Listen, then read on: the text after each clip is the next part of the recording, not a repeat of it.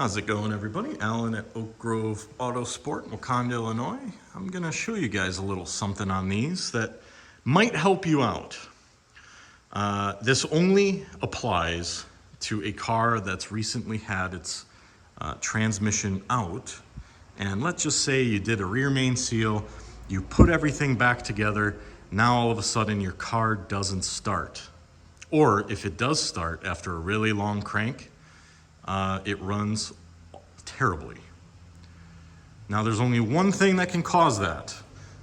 Let's just say you go through, you're giving this thing a tune-up, you do a diagnostic, you're like, holy smokes, my ignition timing is 20 degrees after top dead center. And what I mean by that is, here's the stock, that's a very poorly drawn harmonic balancer that has timing marks. This side of 0, top dead center, is before top dead center, that's after. Where this is stock, these cars have to run with, there's a vacuum line on the ignition control module. In order to check this correctly, you have to unplug that. You don't even have to plug it with, a Golf tier in it, just unplug it. Now, if you have a timing light on the crank, that little pin that's right there will be anywhere in this range. This is from Mercedes directly, anywhere from 3 to 7 degrees before top dead center.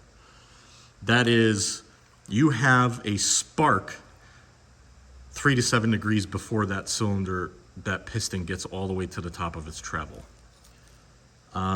What this car is doing, and this is controlled strictly, timing is strictly controlled with the EZL. You cannot control timing or set timing on any Mercedes from 86 to 91 as far as a 126 goes. A 116 engine or a 117 engine. So what does that mean, Alan?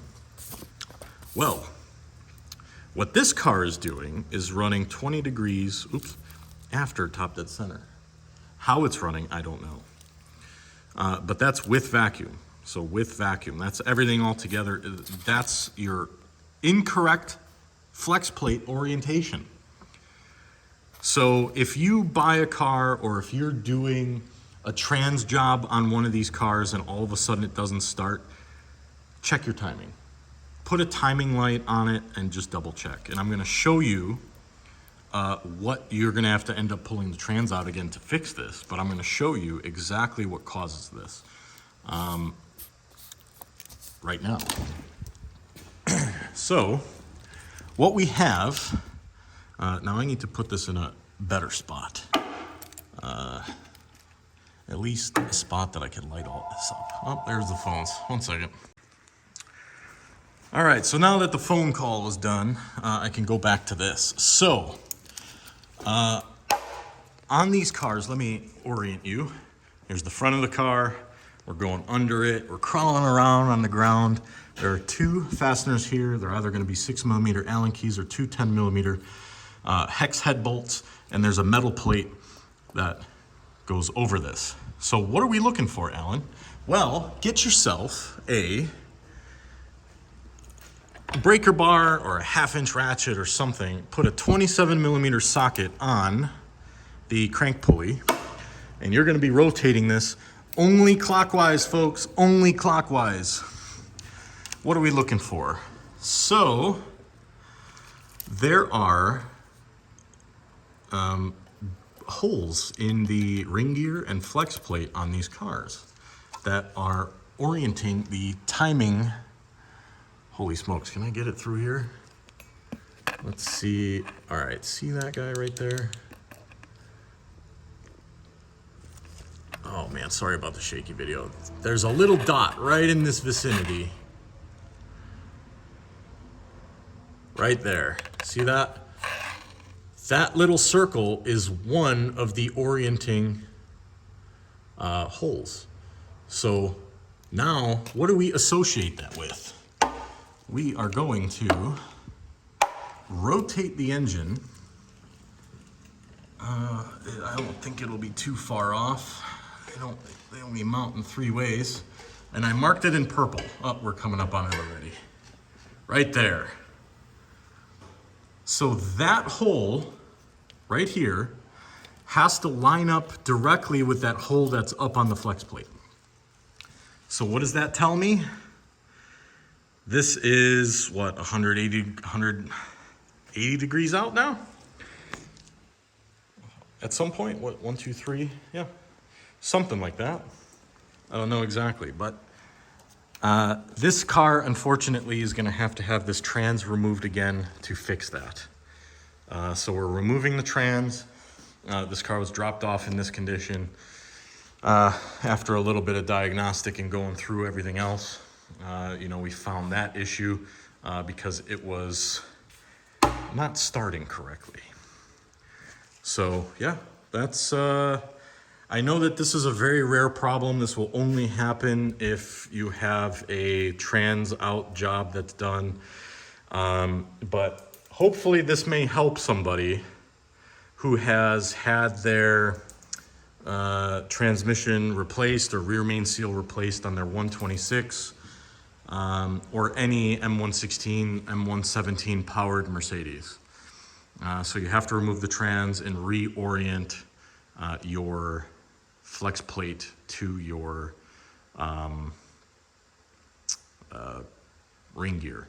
Now, you might get lucky, and in this situation, we may be able to rotate all of this without removing the trans. So we can unfasten all of this and simply spin the ring gear and get that to line up correctly. We'll see. I'll update you if that's the way to go about this. Actually, I'll probably just add it to this video. So we'll see. Your next clip is gonna be what I've done to fix this. All right, thanks. Okay, so everything is lined back up again.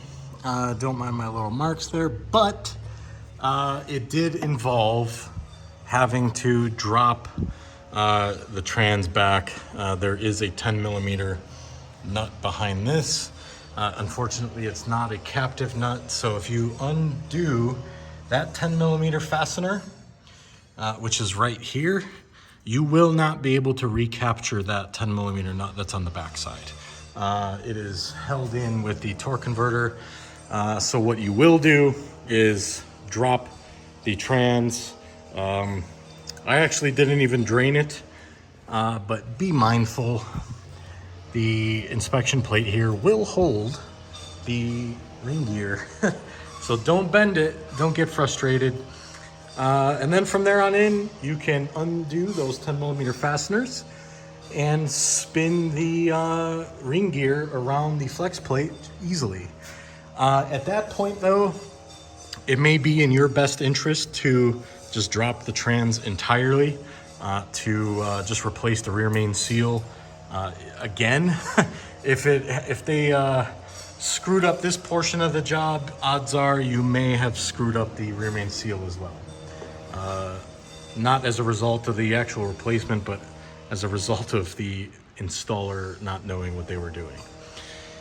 So hopefully that helps somebody. All right, guys, thank you.